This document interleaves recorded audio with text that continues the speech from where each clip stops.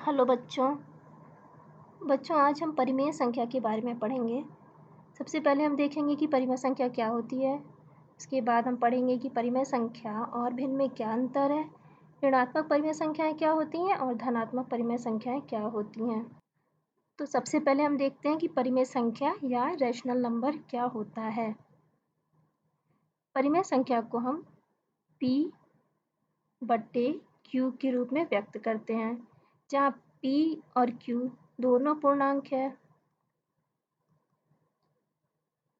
लेकिन यहाँ पे परिमेय संख्या में Q जो है वो 0 के बराबर नहीं होगा।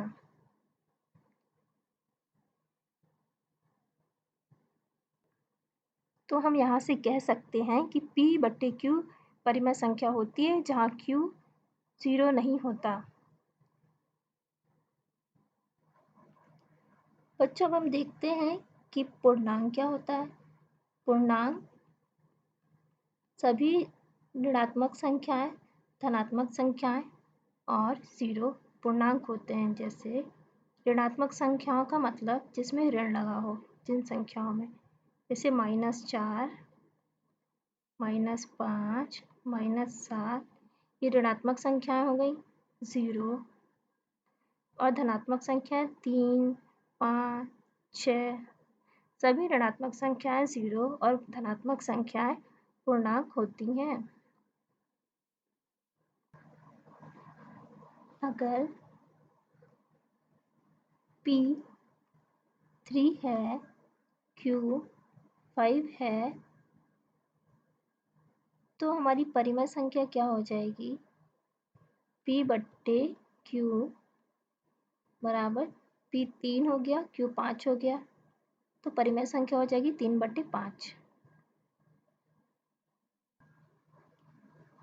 अगर P -5 है, Q 7 है, तो हमारी परिमेय संख्या होगी P बट्टे Q -5, जो कि P है और Q हमारा 7 है, तो हमारी परिमेय संख्या -5 बट्टे 7 होगी। आप यहाँ देखिए -5 पूर्णांक होता है और 7 भी पूर्णांक होता है। लेकिन जैसे हमने पढ़ा कि Q जो है वो 0 नहीं होगा, तो अगर P कोई भी पूर्णांक लेते हैं, P अगर 6 है और Q अगर 0 है, तो ये परिमेय संख्या नहीं होगी। 6 बट्टा 0 कोई परिमेय संख्या नहीं होगी, क्योंकि Q 0 नहीं होना चाहिए। अब हम देखते हैं कि P अगर 0 कर दिया जाए और Q को कोई भी पूर्णांक ले लें, तो क्या परिमेय संख्या होगी? P बटा Q ये हमारा हो जाएगा 0 बटा 3। यहाँ पे Q 0 नहीं है, P 0 है, लेकिन ये हमारी परिमेय संख्या होगी, क्योंकि जो हम परिमेय संख्या के बारे में पढ़ते हैं उसमें Q बस 0 नहीं होना चाहिए, P 0 हो सकता है।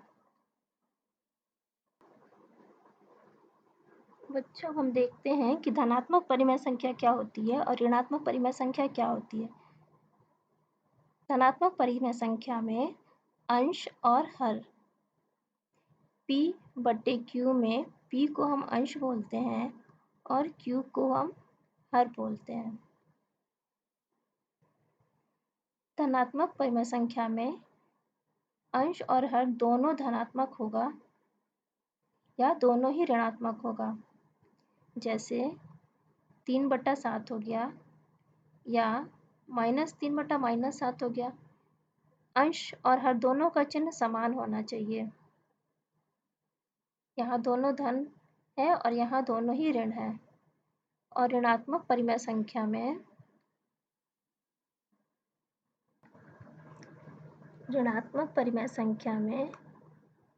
अंश और हर दोनों में से कोई एक ऋणात्मक होना चाहिए। जैसे -3 बटे 5 या 6 बटे -7, यहाँ अंश ऋणात्मक है और इसमें हर ऋणात्मक है। तो ऋणात्मक परिमेय संख्या में अंश या हर दोनों में से कोई एक ऋणात्मक होना चाहिए और धनात्मक परिमेय संख्या में अंश और हर दोनों का चिन्ह समान होना चाहिए, चाहे वो ऋण चिन्ह हो चाहे वो धन हो। अब इन परिमेय संख्याओं में हम धनात्मक और ऋणात्मक परिमेय संख्या देखते हैं। आप देख सकते हैं यहाँ पे दोनों ही धनात्मक है, +5 +7। इस परिमेय संख्या 7/8 परिमेय संख्या में +7 है +8 है, दोनों की चिन्ह समान है। इन दोनों में ये दोनों हो गए धनात्मक परिमेय संख्या। इसमें भी चिन्ह समान है, -4 -9। और मैंने बताया कि समान चिन्ह अंश और हर का अगर होता है तो वो क्या हो जाती है, धनात्मक परिमेय संख्या हो जाती है। यहाँ पे भी दोनों का -8/-9, यहाँ पे भी दोनों का चिन्ह समान है, इसलिए ये चारों परिमेय संख्या धनात्मक परिमेय संख्या हो गई। और जब अंश या हर में से कोई भी एक ऋणात्मक हो तो परिमेय संख्या ऋणात्मक परिमेय संख्या हो जाती है। यहाँ पे अंश -2 है, -2/5, और परिमेय संख्या 3/-7 में -7 जो है ऋणात्मक संख्या है, तो 3/-7 ऋणात्मक परिमेय संख्या हो जाएगी। बच्चों, हम देखते हैं कि परिमेय संख्या और भिन्न में क्या अंतर है। परिमेय संख्या हमने पढ़ा है कि परिमेय संख्या होती है p/q। भिन्न को भी हम p/q के रूप में व्यक्त करते हैं। परिमेय संख्या में p जो होता है, p और q दोनों पूर्णांक होता है। इसका मतलब ये कि p और q दोनों ऋणात्मक संख्या हो सकती है। और भिन्न में p और q दोनों प्राकृतिक संख्या होती है, प्राकृतिक। और आपको पता है कि प्राकृतिक संख्या 1 से शुरू होती है, इसमें कोई ऋणात्मक संख्या नहीं होती। तो -2/-7 या -2/7 ये दोनों परिमेय संख्याएं होंगी, लेकिन भिन्न नहीं होगा। भिन्न के लिए क्या होना चाहिए, धनात्मक संख्या होनी चाहिए। अगर यही 2/7 अगर संख्या है तो ये भिन्न होगी और ये परिमेय संख्या भी होगा।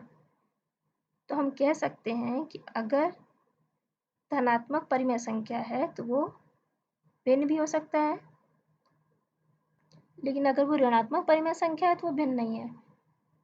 या दूसरे शब्दों में हम बोलें तो सभी भिन्न परिमेय संख्या होती हैं, लेकिन सभी परिमेय संख्याएं भिन्न नहीं होती, क्योंकि भिन्न सिर्फ धनात्मक होता है और परिमेय संख्याएं धनात्मक और ऋणात्मक दोनों हो सकती हैं।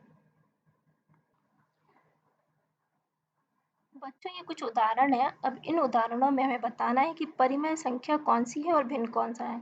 तो सबसे पहले हम भिन्न देखते हैं। जैसे कि हमें पता है कि भिन्न सिर्फ धनात्मक होता है, तो 9/10 ये भिन्न हो गया, 1/2 भिन्न हो गया, 2/5 भिन्न हो गया और 4/7 भिन्न हो गया। यहाँ माइनस लगा हुआ है इसलिए भिन्न नहीं होगा, ये भी माइनस है इसलिए ये भी भिन्न नहीं होगा। और जब परिमेय संख्या की बात करते हैं, परिमेय संख्या में ऋणात्मक और धनात्मक सारी संख्याएं आती हैं, इसलिए सब परिमेय संख्या होंगी। बच्चों, आपको अंतर समझ में आ गया परिमेय संख्या और भिन्न के बीच? परिमेय संख्या के बारे में आगे भी हम पढ़ेंगे दूसरे वीडियो में।